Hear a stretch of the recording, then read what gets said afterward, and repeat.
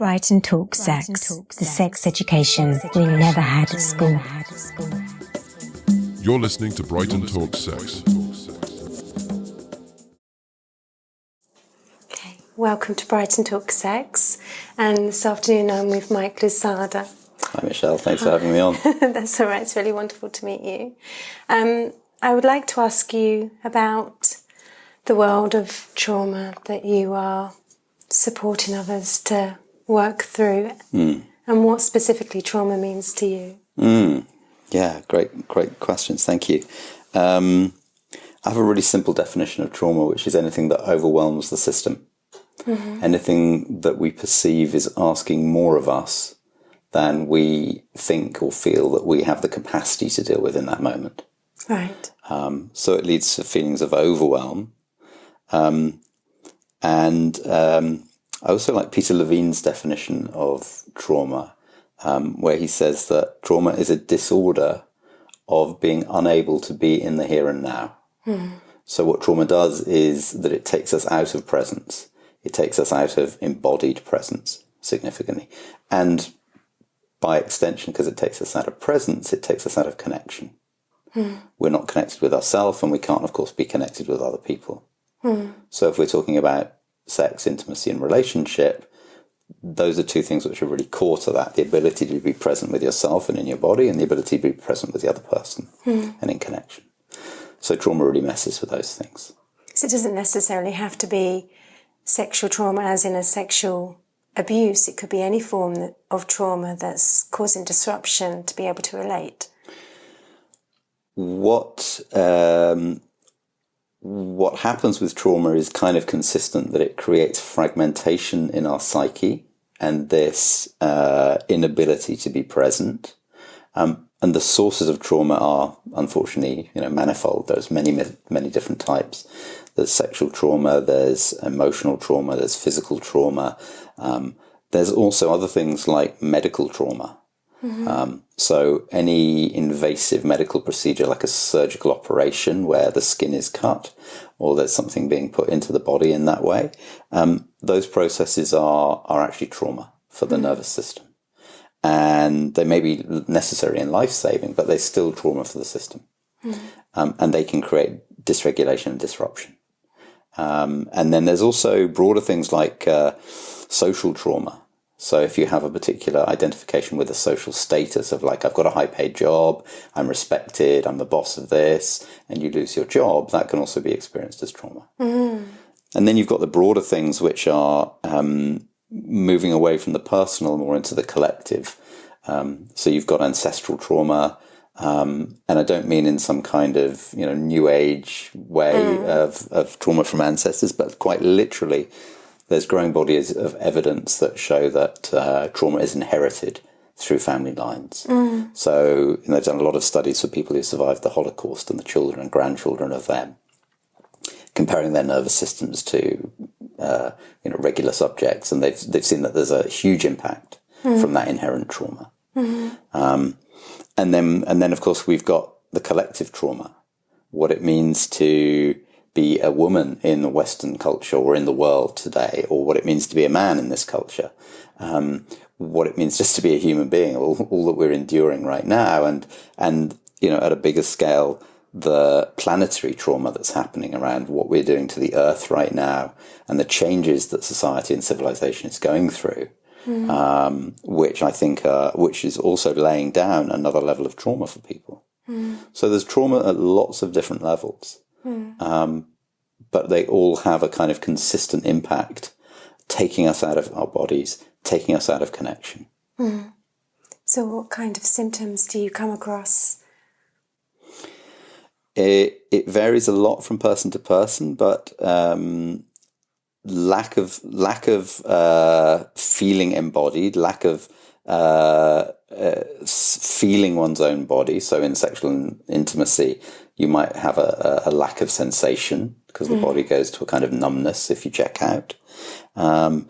It might be a sense of depersonalization, like I'm not real, I'm not a real person, or derealization where the world doesn't seem real. Very often people who've got trauma experience that they're viewing the world through a filter, like there's a glass sheet in front of them. And so there's a sense of remove. Do you also hear like a desire that that person wants to go home? Yeah, and they're of course, because trauma is not always, but almost always relational.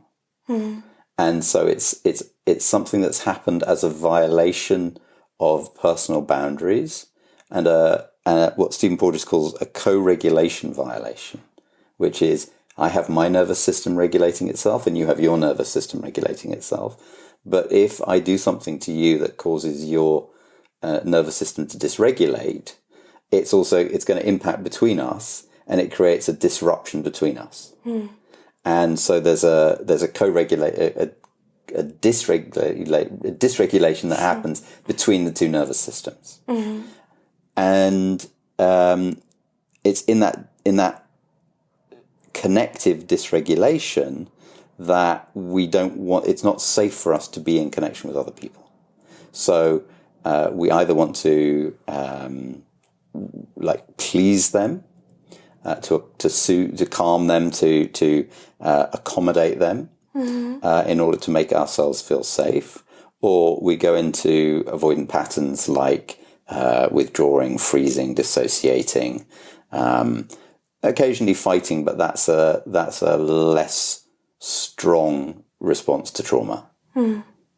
So you mean like people can have a habitual pattern of being a people pleaser? Yeah. Or a habitual pattern of completely not being able to be in a relationship at all? Yeah. Like an isolation? Absolutely. So people withdraw, they get isolated, or they lose their own sense of self, because that's also something that happens in trauma, is that the idea that I have a cohesive self, that I am me, gets shattered by the invasion of trauma.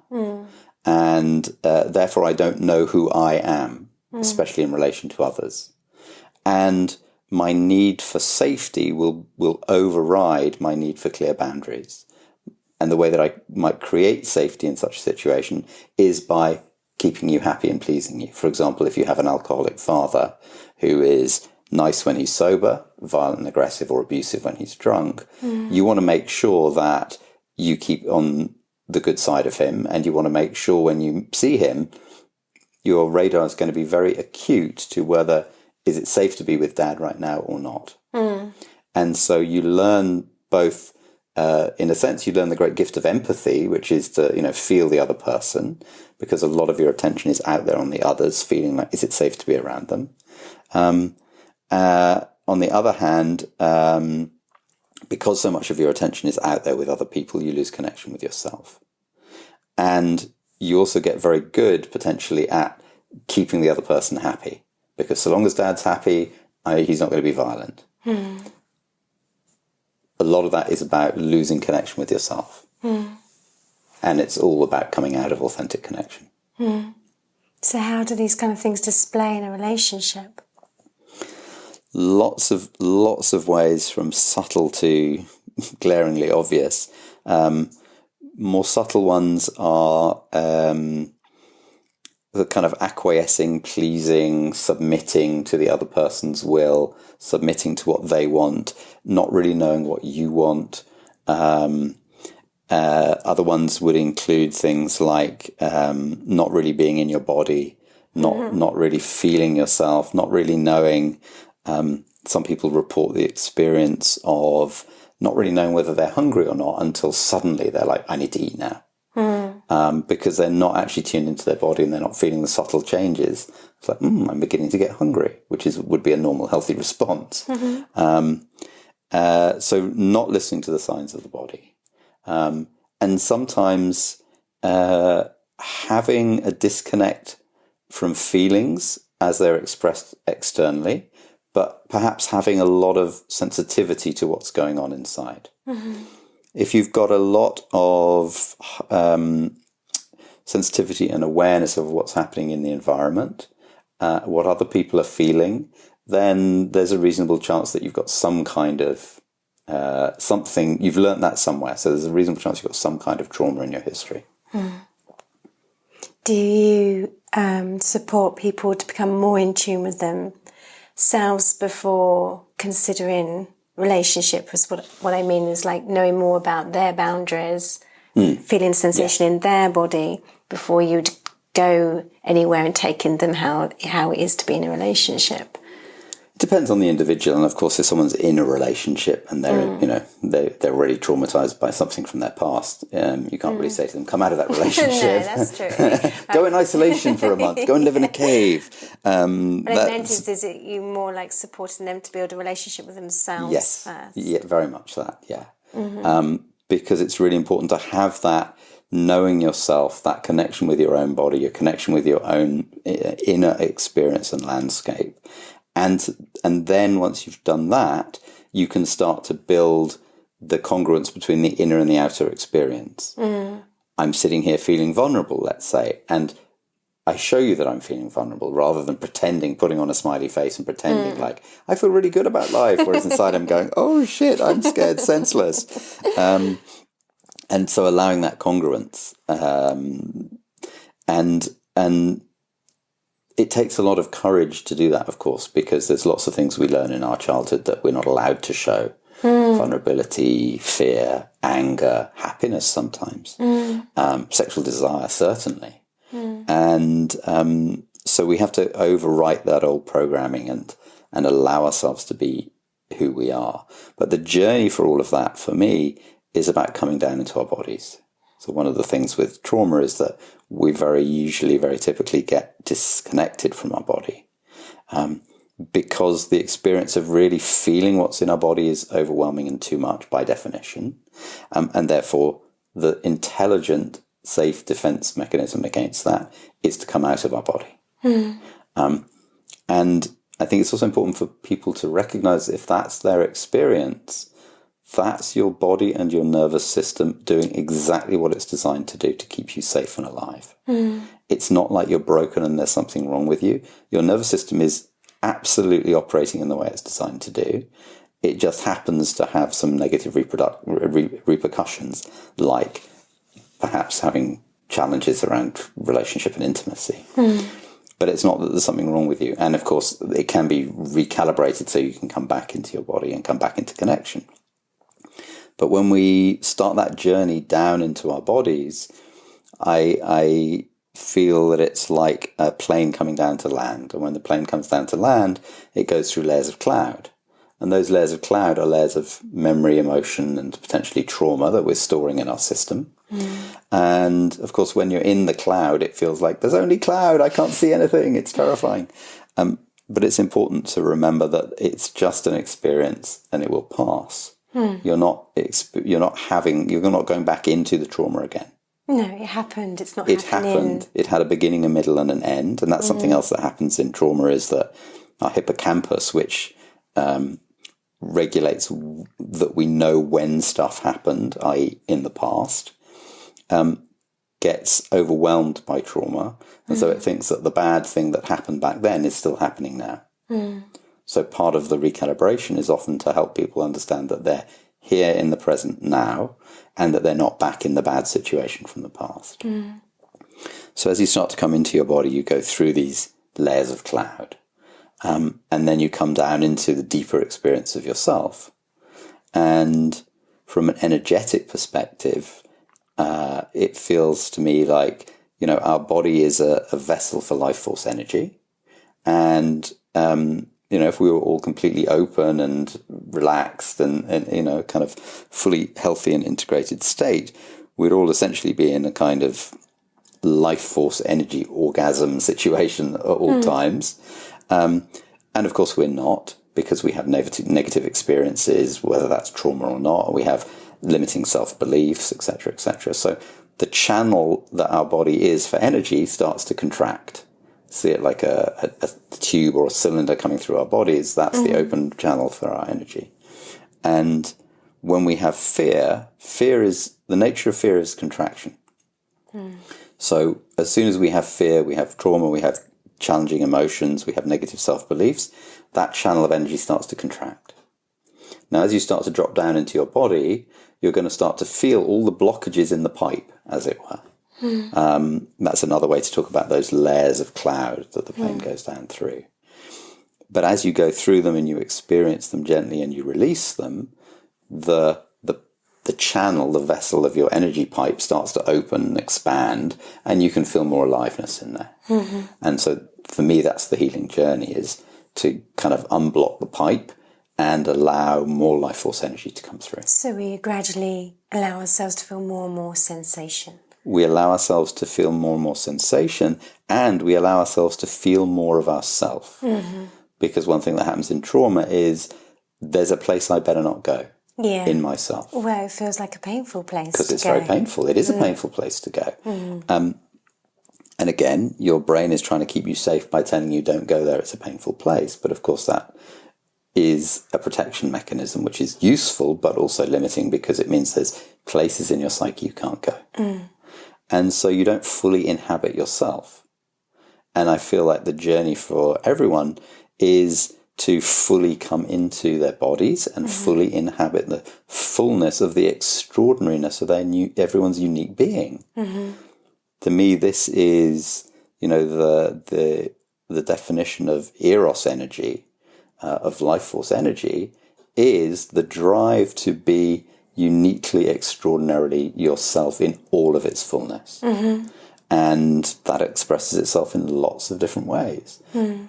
In modern culture, eros has come to reductively be associated with the erotic. Yes. But it has a much broader meaning in my understanding. Mm-hmm. So for me, that's just about that, like living a full, real, raw, passionate life. Yes, absolutely. You said a word there that I really kind of picked up on, and it's broken. A little while ago when you were talking, you were saying that people can feel that they're broken. Yeah. And that is a really big theme that I've noticed, that people believe that. And do you think that's kind of a society cultural message that we're given? You're broken and there's a tablet, rather than actually,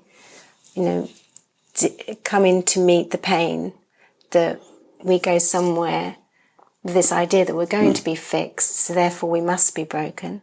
And often that broken is met with a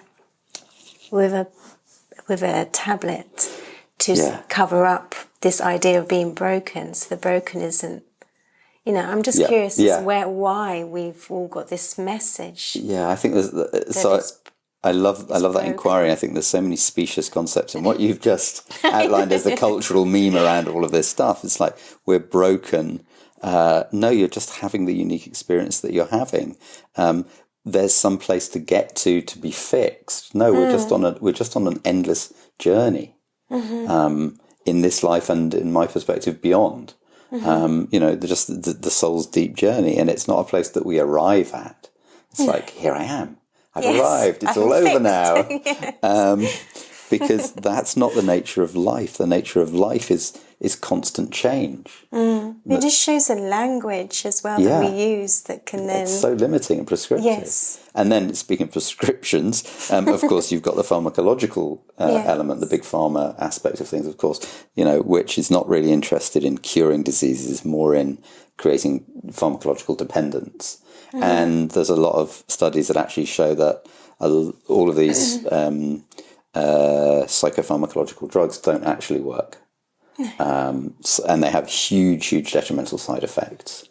And I also think that a lot of people who are diagnosed as having some kind of mental illness, and I have a caution about saying this, but some or many are also experiencing expanded states of consciousness. They may be having spiritual awakenings that the Western scientific medical community doesn't understand. And I'm not saying that everyone who's suffering from psychotic episodes is having a spiritual awakening. But there's something that happens when we expand our consciousness in whichever way.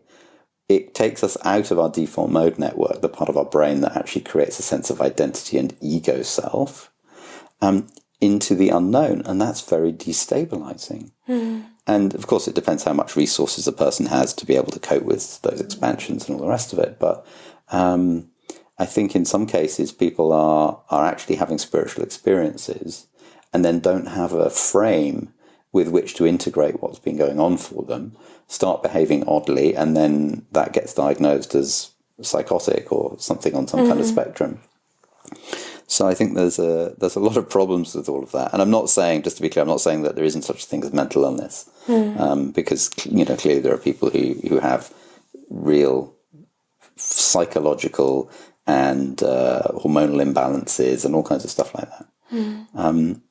But it's interesting to look at these things with a different lens and just see, what else might be going on. Absolutely.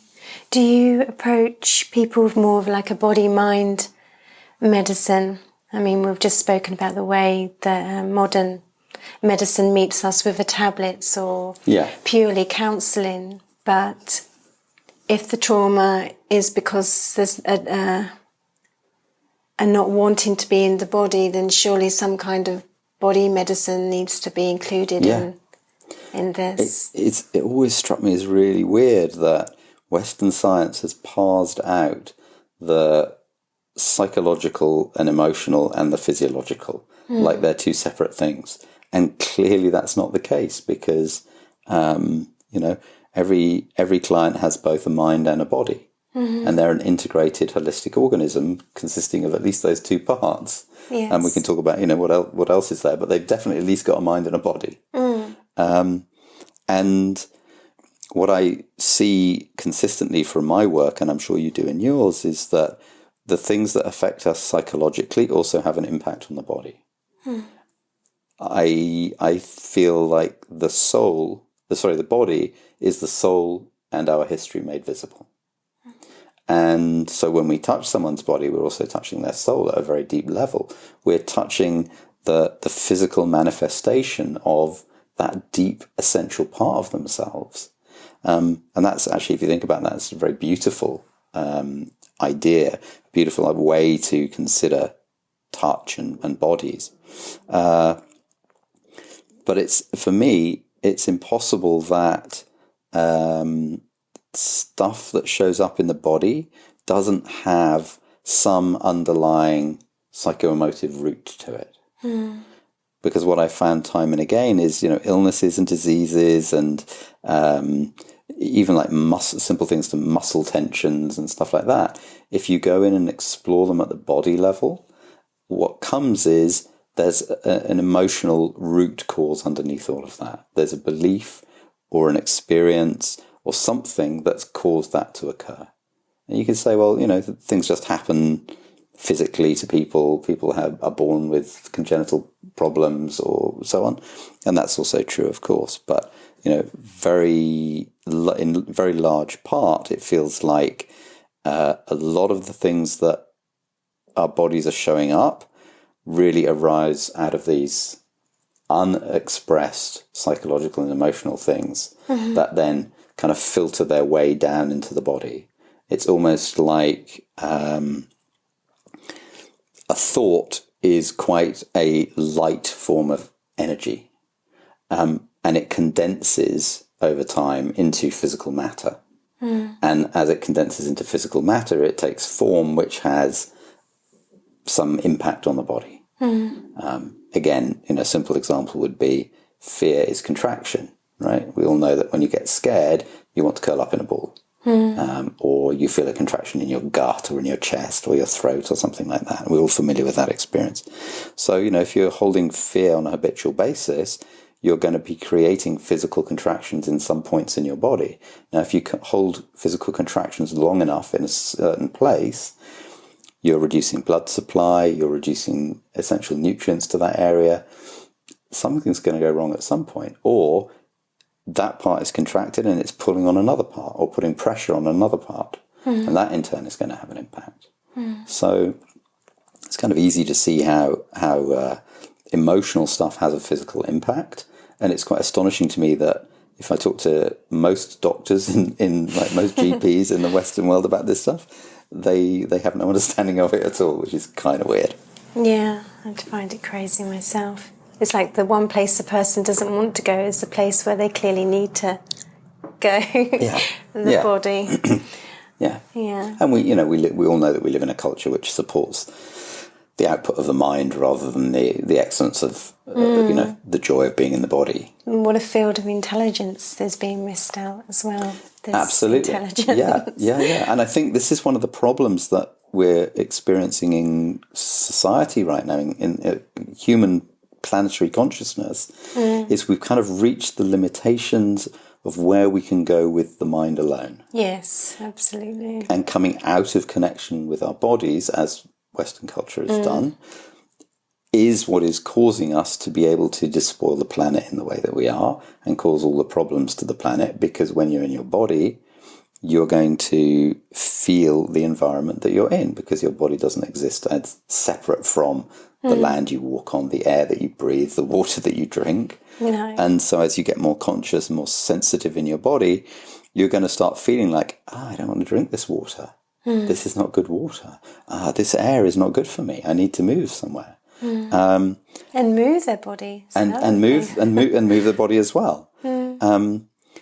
But this environmental point, I think, is really, really key, because when we come out of connection with our body, we come out of connection with the environment.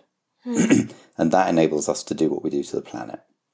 And we're reaching the limitation of how much we can get away with just being in the mind. Yes. And we're realizing, like, oh shit, this isn't going to work long term. And so we do need to come back in our bodies. We do need to come back into connection with the environment at a very real practical level.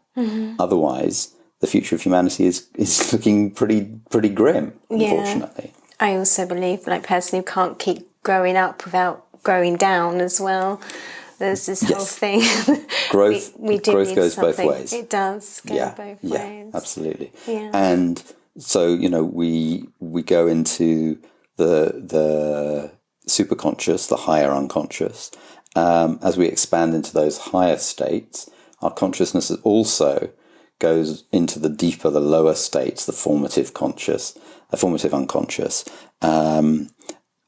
We expand both our light and our dark in equal measure. And this is part of why people don't want to do those things, because you can't just have a transcendent experience without also facing the darkness and the shadow. And you need to be able to tolerate sitting with both. Yes. And of course, a lot of what we're not feeling is all of that darkness, whether it's our trauma or something else, that is experienced through our body.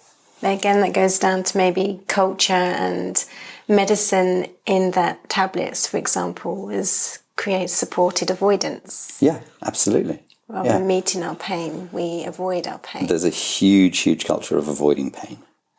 And, we remove death in Western culture as far as we possibly can away, unlike in India where the bodies are lying around on, pyres and, on the streets, as it were, for people to see. We're, in Western culture, we're not amongst death. And so we have that absolute horror of the unseen, which is, of the abject, which is death, which is that which cannot be spoken about. And so we go into denial, because to fully recognize our embodiment is to recognize our mortality, and it requires us to confront death.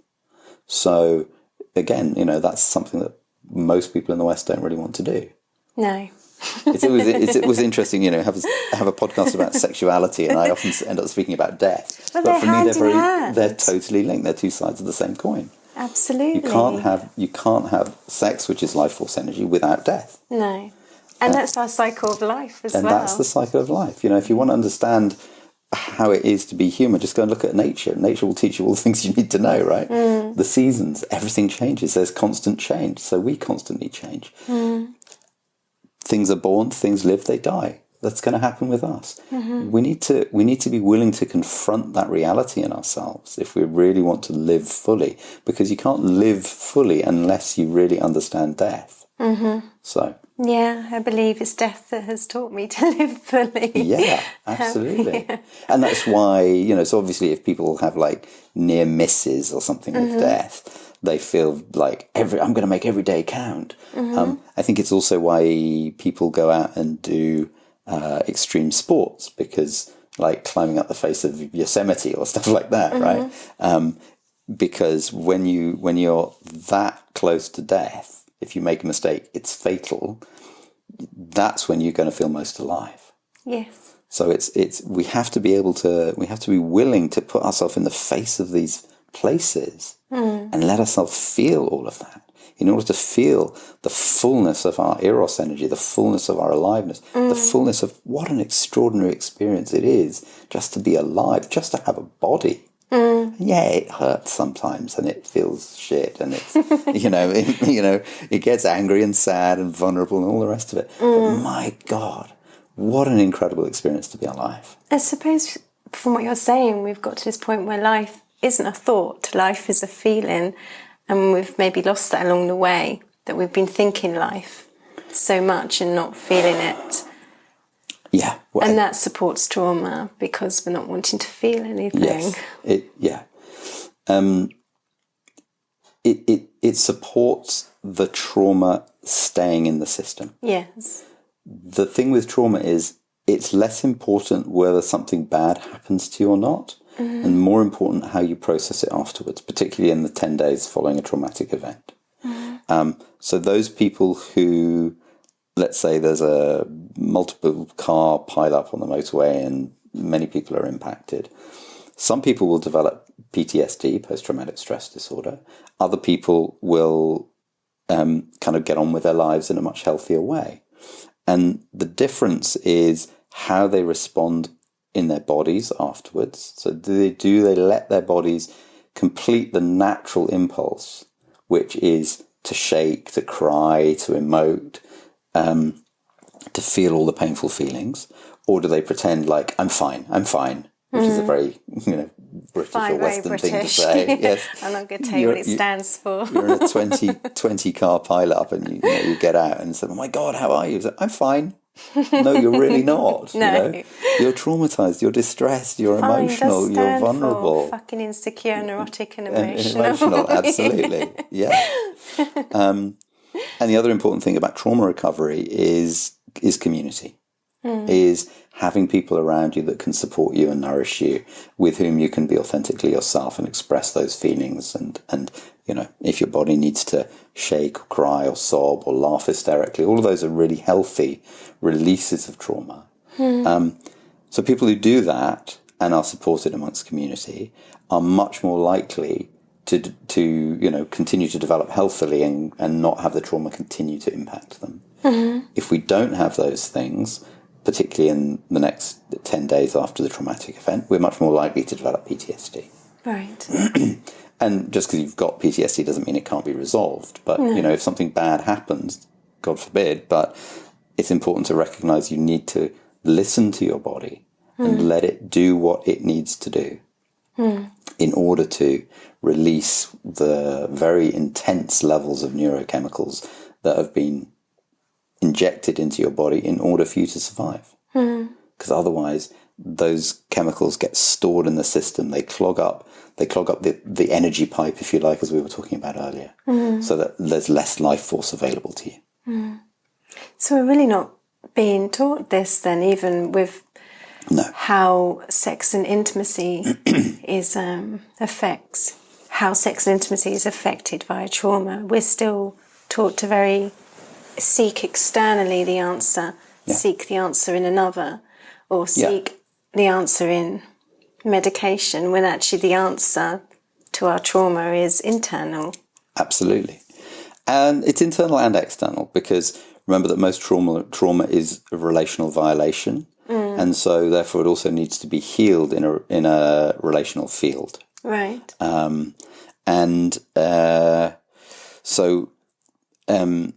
We need to allow ourselves to feel whatever we're feeling internally, but we also need to allow ourselves to be held and supported by our loved ones, by friends, by community, by people who can do that in a safe and clearly boundaried way, because that is also part of the relational piece is also part of that healing. Yeah. So, what does your work look like? My work is a big range of things, from talk-based approach to working with people who've got intimacy issues and sexual issues, to hands-on body work. But one of my basic kind of principles is that all sexual issues have at their core an attachment issue. So our childhood developmental wounds that we learnt in our childhood, that we experienced back then, they are what we call first wave. And that first wave is the imprinting of the pattern. And all that happens is that imprinting of the pattern just plays itself out in our growing, developing and adult life into second wave experiences. So the way that we have relationships as adults is very highly impacted by that first wave of how we were loved as a child. And so we would choose relationships that are on the same level of that love. We're usually trying to replicate the same pattern, but trying to get a different answer, but failing because we keep doing the same thing. Yes. And it's not until we start to become conscious of what we're doing and why we're doing it that we can give ourselves the freedom and the possibility to do something differently. So a lot of the work is about helping people re-regulate their nervous systems, because there's a cascade effect from attachment wounding in our childhood that creates a dysregulation in our nervous system. Connection, it becomes more difficult, and we either want to withdraw or attack. So simply put, we go into fight or flight. There's some other things too, but and of course that takes us out of the moment, takes us out of our bodies, takes us out of presence and connection. So I'm working to help people re-regulate their nervous systems and bring them back online so they're available for connection. If I'm doing body work, it's very, very gentle. It looks a little bit like cranio, but it's a bit different. So it's all fully clothed, non-sexual body work. And even working with sexual issues, I found that there are much more subtle and less invasive ways to heal really all the sexual issues that I've come across in my career without needing to go do internal work. What I'm always aiming to do is to support someone to put together the fragmented pieces of their experience, which again is something that fragmentation happens in trauma. So when we link up the physical and the emotional and the mental into one cohesive narrative, one cohesive whole, that's when integration and healing occurs. So I'm feeling contraction in my stomach. It makes me feel vulnerable. It reminds me of when I was 5 years old and my brother beat me up. And I felt like I can't trust men, for example. Right? So all that just from a little contraction that someone's holding in their stomach, for example. And it's when we create that cohesive narrative around the whole experience that's felt and experienced through the body, and we have a kind of cognitive mental framework or image or memory to hang it on, that it's almost like things kind of click back in place together. And once something has clicked back in place in that integrated whole way, we can then file it in a different part of our memory. It goes from implicit to explicit memory. It goes from something that might keep coming up in our unconscious in an intrusive way, which is, again, one of the things that happens in trauma. And we're able to file it and go, yeah, that was a really shitty experience. And, here's what I learned from it. Here was the gift that it gave me. Here's how I've developed as a result of it. And, it was a horrible thing. And it's in the past and it's finished and it hasn't got power over me anymore. It won't erase the memory of the thing or make it feel like it was a good thing that it happened necessarily. But it will stop it having power over you. And that's very much a part of the trauma experience, is the feeling of the loss of power. And so the healing is then to help the person to come back into self-sovereignty, self-agency, and autonomy and empowerment. And that also means, of course, that certainly in my work, it's very much less about me doing something to the client and more about the client experiencing themselves and then telling me what they need to do. I need to move like this now. I need to change position. I need to, please would you put your hand on my stomach? It's very different than this is what you need. It's very important, because I find that a lot of people feel that like trauma has been done to them, and then we go to a therapist and something is still being done to them. Yeah. And what about empowering the client to know that they are the happening, they are the doing to themselves? So Absolutely. that's more empowering. If they're not in their agency, then they're not regaining their power. No. And that's ultimately what we want, is to support clients to step into their sovereignty so that they can go out and meet the world from that adult sovereign place in themselves, rather than usually the traumatized child. Yes.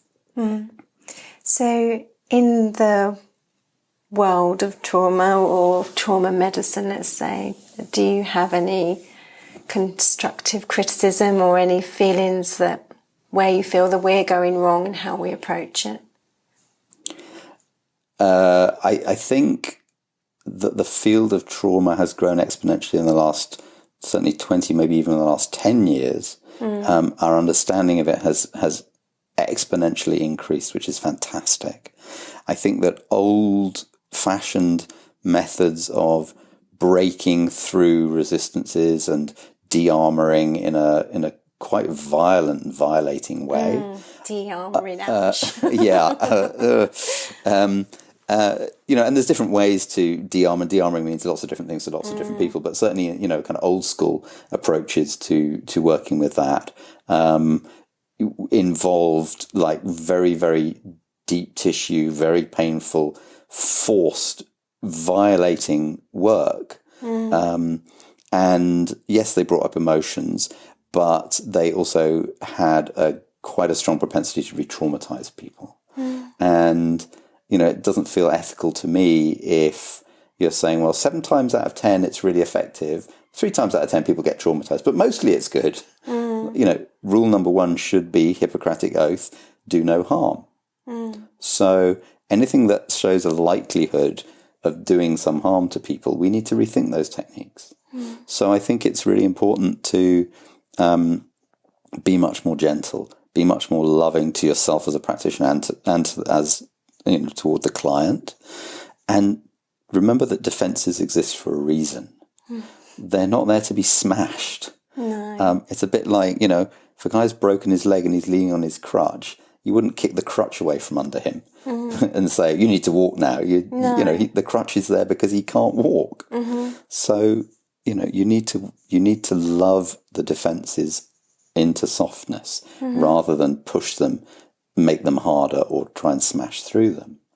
But I'm very excited about the developments that have come to light in science and therapeutic approaches for the last few years around trauma. It's obviously a hot topic right now. Yes.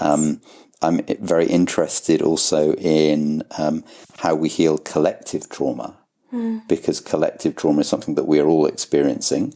Like I said, including at the planetary level right now. And I think collective trauma needs to be healed collectively. Kind of sounds obvious, but there's lots of people I've met who are like, I'm feeling all the pain of women around the world through the centuries and it's too much. It's like, yeah, of course it's too much. It's not your job as an individual to feel all of that horrific trauma. Or the trauma of the planet as it's being despoiled. But what we can do is, in larger and larger groups, we can start to create a bit of coherence around our experience collectively, so that we each hold a tiny part of that, and we don't feel overly burdened with, like, it's my job to channel all the pain of women throughout history and heal all of that trauma, because your system will blow a fuse. It's not a good idea. No, it's not possible. It's not possible. So collective trauma can be healed, and there's a lot of amazing work being done by Thomas Hübl in Germany, and, well, he travels, but around collective trauma healing. But that's certainly a very interesting field, I think, and one that I think increasingly we need to become aware of, so that we're not just healing our own trauma, but also the inherited trauma, the collective trauma at various different levels, whether that's gender, race, nationality, or, the humanistic trauma of being on this planet in the state of chaos that it is right now. If someone was looking for a therapist in trauma, what would your tips be to ensure I mean, that's a lot of fear that I hear around people, that they've been to someone before and it actually re-traumatised them. So what would you say is important to look for? Make sure they've got a trauma therapy training, quite simply. Yes. Make sure they've got some kind of professional trauma therapy training, Yes. so that they understand the basic therapeutic tenets of safe container, of boundaries, of ethics. Make sure that the person is trauma informed in their work, that they've done somatic trauma therapy training or somatic experiencing, or we do a lot of teaching people in the psychosexual somatics model about how to contain and work with trauma, but make sure that people have got a real trauma therapy background, because most people in the healing arts are very well intentioned, but there's also a lot of people who are taking cases for which they're not qualified to work with. Yeah, I'd agree with you. There's sexual healing. That doesn't mean it's necessarily trauma. Absolutely, yeah. No. The person has the skill set to meet that trauma. Absolutely, and a lot of good, loving intention and all the rest of it can cause an awful lot of harm. And I'm sure both of us have come across a lot of cases like that in the course of our work. So, do they have a good training? How do they seem to you when you meet them or speak with them on the phone? Do they feel clear? Are they boundaried?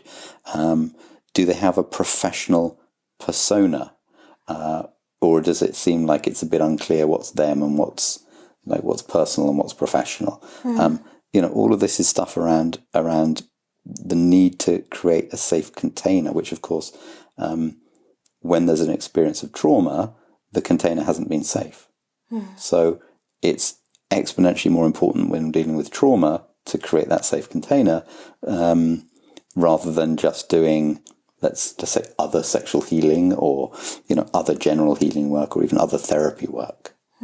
Because it really is about the boundary violations. And so boundaries need to be very, very clear with a trauma therapist. Thank you. Is there anything you'd like to add to your podcast today, Mike, that Thank you. Really want to speak? Let me feel into that. I think I just want to say, like a clarion call to everyone, to say that we're going through perilous times. And the best thing that we can do for ourselves individually and collectively is to know who we are, to be able to fully inhabit as much of ourselves as we can, and to keep our nervous system as safely and healthily regulated as possible, so that we can come into connection with others and create collaboration, cooperation, and community, because increasingly we're going to need to be able to do these things. As potentially society starts to disintegrate and break down at various levels, we need to create what Margaret Wheatley describes as islands of sanity, which are communities who are cohesive, who are able to operate together, who aren't falling apart into conflict. And the way that we do that is by stepping more fully into our sovereignty and being able to regulate our nervous system. So it feels like, this work that I have moved towards from, working with sexuality originally, has become much more about that embodiment, regulation, sovereignty, connection. And it turns out that those are the things that we're going to need if we're going to healthily survive the inevitable changes, whatever they are going to be, that are coming down the pipe for us right now. Thank you. You're welcome, Michelle. Thank you very much for having me on. It's a pleasure. You have been listening to Brighton Talk Sex. Audio hosted by Michelle Roberton. For more information, please visit brightontalksex.com.